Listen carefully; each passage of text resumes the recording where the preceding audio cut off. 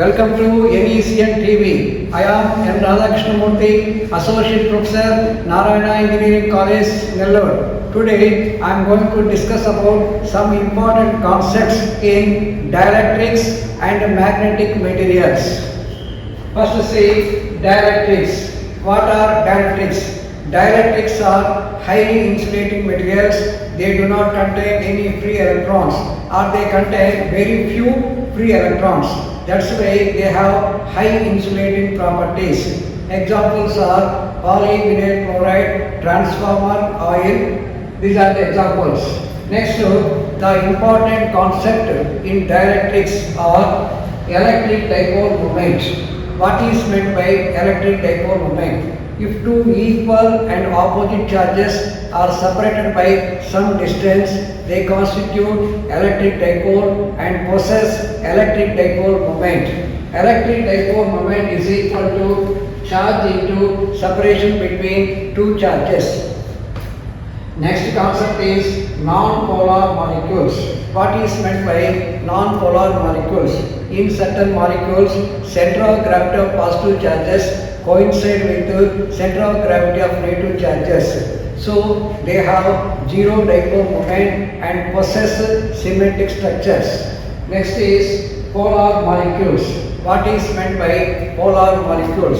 In certain molecules, center of gravity of positive charges do not coincide with the center of gravity of negative charges. So they have permanent dipole moment and possess asymmetric structures.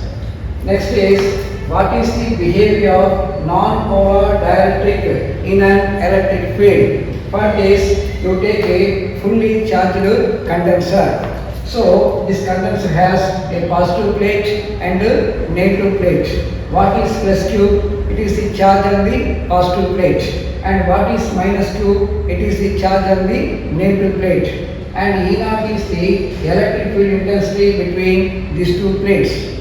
Now introduce a dielectric slab between these two plates. What will happen? Due to introduction of dielectric slab, what happens is center of gravity of positive charges and center of gravity of negative charges move in opposite in directions. Due to this, one surface acquires negative charge and other surface acquires positive charge. So this negative charge balances some of the positive charge on the plates. Similarly, this positive charge balances some of negative charge on the plates. Due to this, net charge on the plates decreases. Now, this condenser is ready to accept some more charge. That means its capacitance increases. So, due to introduction of dielectric slab, what happens is the capacitance of the capacitor increases. Next, what is the behavior of polar dielectric in an electric field? First is you take a polar dielectric substance. In the absence of external electric field, the molecular dipoles are randomly oriented in different directions. Therefore, net to dipole moment is equal to 0. When electric field is applied along one direction, what happens is these molecular dipoles tends to orient along the field direction. Due to this, its dipole moment increases. Next is what is meant by dielectric constant. Dielectric constant is the ratio of capacitance of the capacitor with the dielectric to the capacitance of the capacitor without dielectric. It is also equal to ratio of electric field intensity without dielectric to the electric field intensity with the dielectric. It is also equal to the ratio of electric potential difference without dielectric to the electric potential difference with the dielectric. It is also equal to the ratio of permittivity of the medium to the permittivity of the free space. It is also called as relative permittivity. Next, electric polarization. What is meant by electric polarization? So, it is equal to dipole moment of a substance per unit volume. It is equal to dipole moment of a substance per unit volume. Next important concept is electric susceptibility. So here we know that electric polarization is proportional to electric field intensity. or electric polarization is equal to chi into epsilon naught into E bar. This chi is called as electric susceptibility. Next, Gauss law in conductors. What is Gauss law in conductors? Total electric flux from a closed conducting surface is equal to 1 by epsilon 0 times total charge enclosed by that surface. So that is surface integral of E bar dot ds bar is equal to Q by epsilon naught. Next, what is Gauss law in dielectrics? So this is equal to K into surface integral of E bar dot ds bar is equal to Q by epsilon naught. Next, in dielectrics we are using three electric vectors. One is electric field intensity, another one is electric polarization, and another one is electric displacement vector. So what is electric field intensity? Electric field intensity at any point in the electric field is the force experienced by unit positive charge placed at that point. Next, what is meant by electric polarization? So, as said earlier, electric polarization is equal to dipole moment per unit volume. It is also equal to induced surface charge density, that is Q dash by A. What is Q dash? It is induced charge on the surface of the dielectric. Okay. Next, electric displacement vector. It is equal to free surface charge density. It is equal to free surface charge density, that is Q by A. What is Q? It is the charge on the plates. Okay. Next, we have some relations between electric vectors.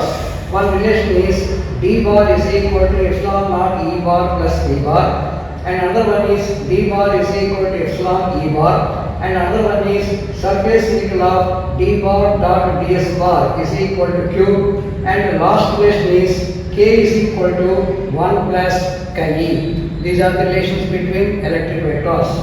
Next, local field. What is meant by local field? Total electric field at an atomic site in a dielectric substance is known as local field. So, local field EL is equal to E plus EI. That means local field is equal to the sum of external electric field and field due to surrounding dipoles. What is the expression for local field in a dielectric substance having symmetric structure? The expression is EL bar is equal to E bar plus P bar by 3 epsilon naught. So, this derivation is very important and important for 10 marks. Another important concept is Clausius-Mosotty relation, that is N alpha by 3 epsilon naught into epsilon r plus 2 pi epsilon r minus 1 is equal to 1. This relation gives relationship between polarizability and dielectric constant. Next is types of polarizations. We have three types of polarizations. One is electronic polarization, ionic polarization, and orientation polarization. So what is meant by electronic polarization? So it arises due to displacement of electronic load with respect to nucleus in each atom of a substance by the application of electric field, that is known as electronic polarization. Next, ionic polarization. It is due to displacements of positive and negative ions in an ionic substance in opposite directions by the application of electric field. Next, orientation polarization. It is due to orientation of molecular dipoles along field direction in a polar dielectric substance. Next is another important concept is dielectric loss. If we apply electric field on a dielectric substance, it absorbs some field energy and dissipate it in the form of heat. That loss of energy is known as dielectric loss. Next concept is dielectric strength. What is meant by dielectric strength? It is the field strength where dielectric breakdown occurs. So that is known as dielectric strength. Next chapter is magnetic properties of the materials. So we have different magnetic properties and they have different magnetic materials and they have different magnetic properties. So what is the origin of these magnetic properties? Magnetic properties arise mainly due to orbital and spin motion of electrons. So when electrons revolve around the nucleus, they act as a dipoles, magnetic dipoles, and orbital magnetic moment is equal to minus mu b into L. So what is mu b? It is Bohr magneton. What is Bohr magneton? It is the smallest unit of magnetic moment. So 1 Bohr magneton is equal to 9.27 into 10 to the power of minus 24 ampere meter square. Next, due to spin motion of electrons, they possess spin magnetic moment and it is always equal to 1 Bohr magneton. Next is nucleus is also having spin motion. Due to spin motion, it possesses spin magnetic moment, and that nuclear spin magnetic moment is expressed in terms of nuclear magneton. That nuclear magneton is equal to 5.05 into 10 to the power minus 27 ampere meter square. But magnetism due to orbital and spin motion of electrons is very much greater than magnetism due to spin motion of nucleus. That's why magnetism due to spin motion of nucleus is neglected. It is neglected. Next. So we have to learn some definitions in magnetism. One is magnetic flux density. What is magnetic flux density? It is the number of magnetic lines of force passing through unit area of the material perpendicularly. Next, magnetic field strength. It is the force experienced by unit north pole placed at a point in the magnetic field. So its units are ampere per meter. Next, magnetic permeability. It is the ratio of magnetic flux density to the strength of magnetic field and its units are Henry per meter. Next, magnetic moment. What is magnetic moment? It is the product of pole strength and length of the magnet. Its units are ampere meter square. Next, intensity of magnetization. What is intensity of magnetization? It is magnetic moment per unit volume. Magnetic moment per unit volume. So its units are ampere per meter. Next, magnetic susceptibility. It is a ratio of intensity of magnetization to the strength of the magnetic field. There are 5 different types of magnetic materials. One is paramagnetic substances, second one is diamagnetic substances, third one is ferromagnetic substances, and fourth one is anti-ferromagnetic substances, and fifth one is ferrimagnetic substances. What is meant by paramagnetic substances? The substances which when placed in magnetic field acquire feeble magnetism in the direction of applied magnetic field are called as paramagnetic substances. What is meant by diamagnetic substances? The substances which when placed in magnetic field acquire feeble magnetism in the direction opposite to that of external magnetic field are known as diamagnetic substances. What is meant by ferromagnetic substances? The substances which when placed in magnetic field acquire strong magnetism in the direction of applied magnetic field are known as ferromagnetic substances. These ferromagnetic substances contains domains and exhibit hysteresis flow. So here we are applying magnetic field strength and due to this we get magnetic flux density. As the field strength increases, what happens? Magnetic flux density increases along the path OABC. At the point C, it attains saturated value of magnetization. So from the point C, if you decrease H value, what happens? B value decreases along another path.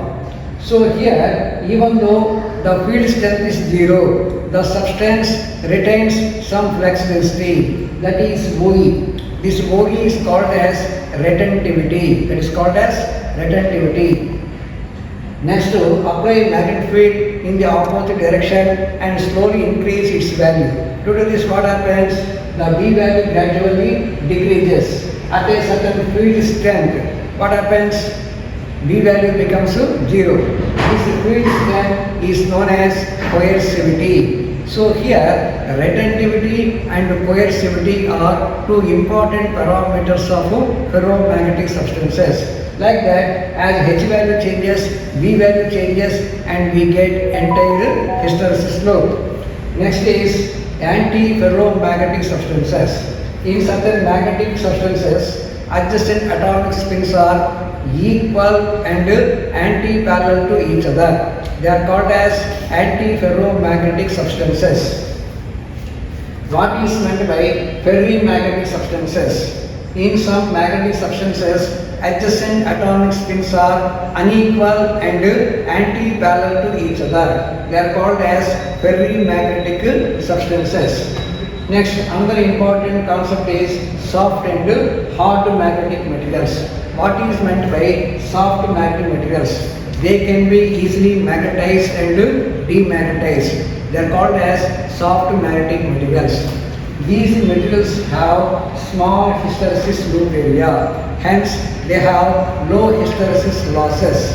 Next is they have low retentivity and low coercivity, but they have high permeability and susceptibility.